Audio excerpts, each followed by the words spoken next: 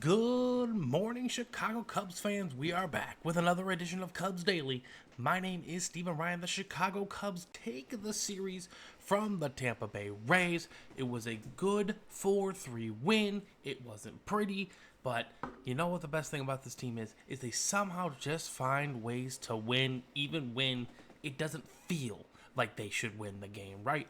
We'll go over the game. We're going to talk about our man, Nico Hoerner, who, honestly, this late surge has really put him in the team MVP discussion for me. He might be our best all-around player. We're going to talk about more of him, and we got some injury updates to get to, and we'll preview Pittsburgh as well. So, let's get right into it, shall we? The Cubs win Game 3 of the series against the Rays 4-3. Shota was on the bump. He was able to give us 5 innings, which, over the course of these 2 months when the offense has been struggling, it's just been really good to see, like, the starting pitchers are, they're able to get to 5. Yeah, sometimes it's 1 run, sometimes 2, 3, 4, maybe a little bit more. But it just seems like they continue to do a steady job, and Shota has spoiled us the previous few starts by going 7 innings and giving up 1 run. He didn't have his best stuff today. That is the one thing about Shota. He's a really, really good pitcher, but he's susceptible to the home run ball. Give up 2 home runs in that first inning. Of course, Junior Caminero and Yandy Diaz are the 2 best hitters in the Rays lineup, and Junior Caminero is an absolute monster. That was his 44th home run of the year. But nonetheless, in the postseason, home runs can make or break games. I know that sounds really cliche, but it's just the truth. That's where teams who win the World Series, they slug, they hit for power, they hit the ball over the fence. It's a recipe to winning the World Series. Obviously, you have to pitch well. The bullpen has to maintain. I totally understand all that. But the dink and dunk scratch runs across, you only get a few of those the postseason. You know what I'm saying? You got to be able to drive in runs the long ball way as well. Yep, you can hit the gaps, all that good stuff. Obviously, there's ways to win baseball games. I'm not trying to be like, it's the only way. But momentum is very fickle in the postseason. I think we all know as baseball fans, it's a different game. Sometimes we perceive it a little bit differently, but we know that the postseason has a much different feel, atmosphere, and vibe all around to each game. And it's going to be a best of 3, so it's going to be all hands on deck. And he's going to be going one of the games because he's one of our best pitchers. There's no doubt about it. But that's my only concern with Shota. If Shota's on, he's going to give us 6 or 7 innings of really, really good quality ball. And that just shortens the game for the bullpen, which should be able to get the job done, which they did a great job today. Javier Assad went 2 1/3. Kittredge, Thielbar. It got the job done, man, and the offense found a way in the 7th. Nico Hoerner, part of a big 3 RBI day. Again, I can't talk about how good this guy has been for this baseball club, right? It doesn't matter where you throw him in the lineup. We bat him leadoff. We've bat him second. Maybe we haven't bat him third, but 5, 6, 7, 8, we've bat him all there, all year. He continues to hit above 295. He's at 299 as of the end of this recording. He's got more attempts today. He is only, ladies and gentlemen, one of 2 players in baseball with a 295 average, 25 plus steals, and 55 plus RBIs. The other guy, his name, Trey Turner. He is the only guy batting over 300 in the NL as it sits right now. So Nico's just all-around ability, the gold glove, the base running.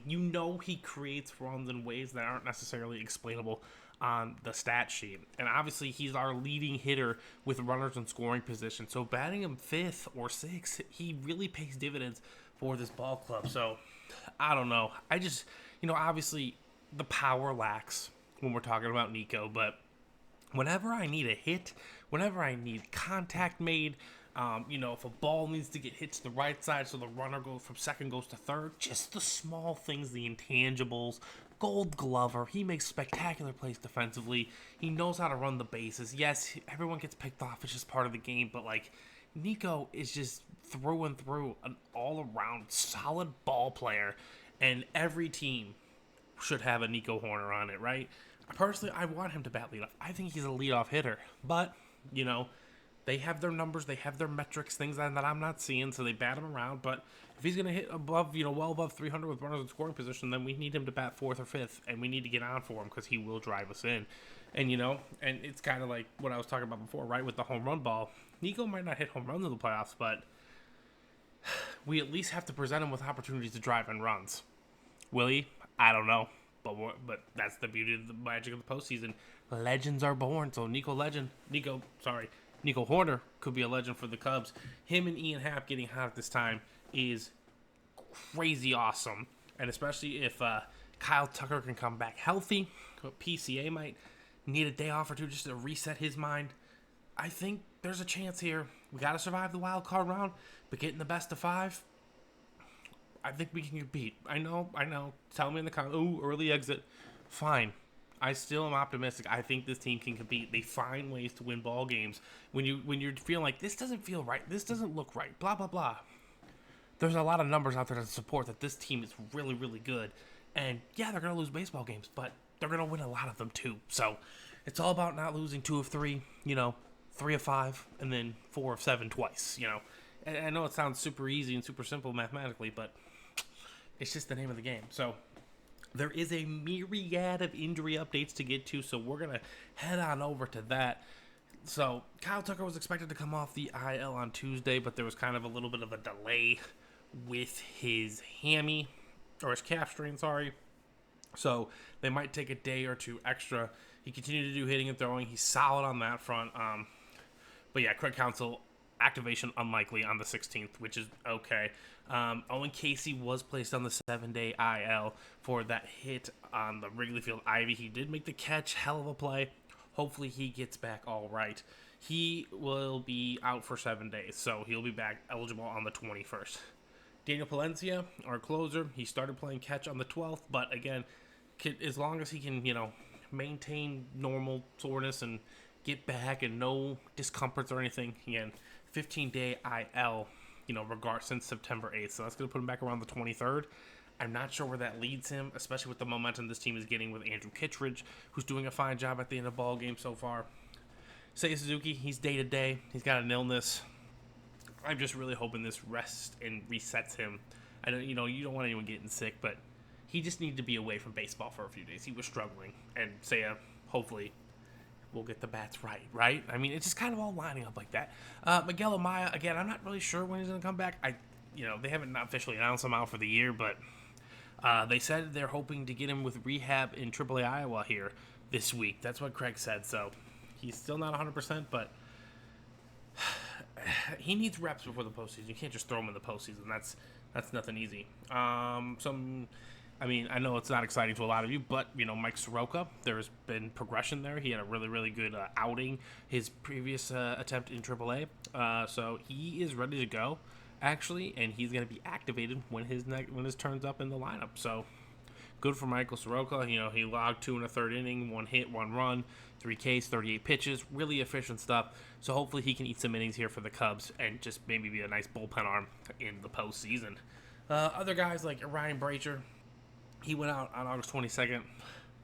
He didn't look too good in the AAA, so hopefully they just keep him down for the rest of the year, because I think what this bullpen's doing right now is really, really good, and I really hope they stick with it, okay? Because, again, we might not win the World Series, but I think this team can cause some disruption. Call me delusional. I know you will. That's fine. I don't care.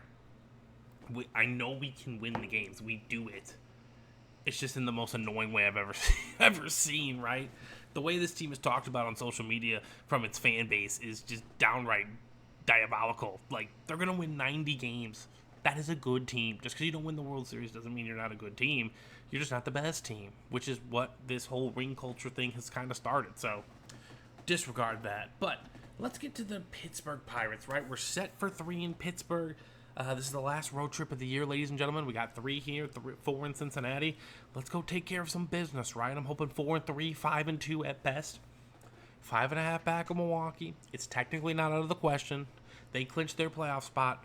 Our wild card magic number is 5. We're up 8.5 on the Padres.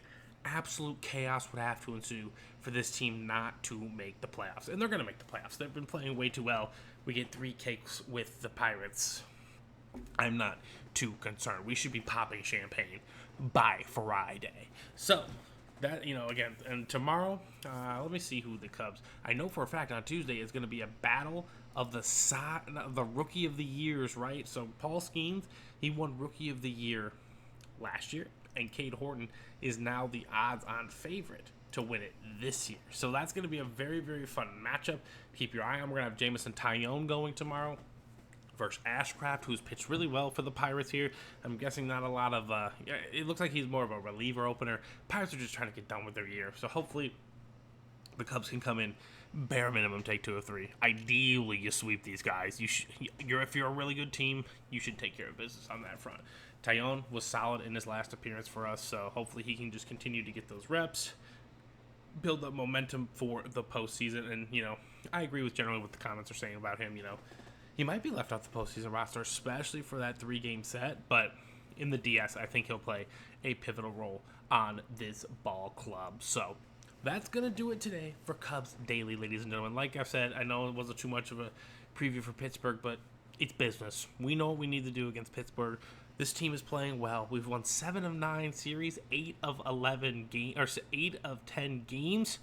We are rolling. There's no reason that should stop right now. Pirates, they might steal one. They're a division rival, blah, blah, blah. It's annoying, but that is baseball. Continue to win series. The results will continue to pour in. And, like I said, we're ramping up for that postseason push, so let's keep it rolling, ladies and gentlemen. I hope you all are having a great start to your week, and I'll talk to you soon.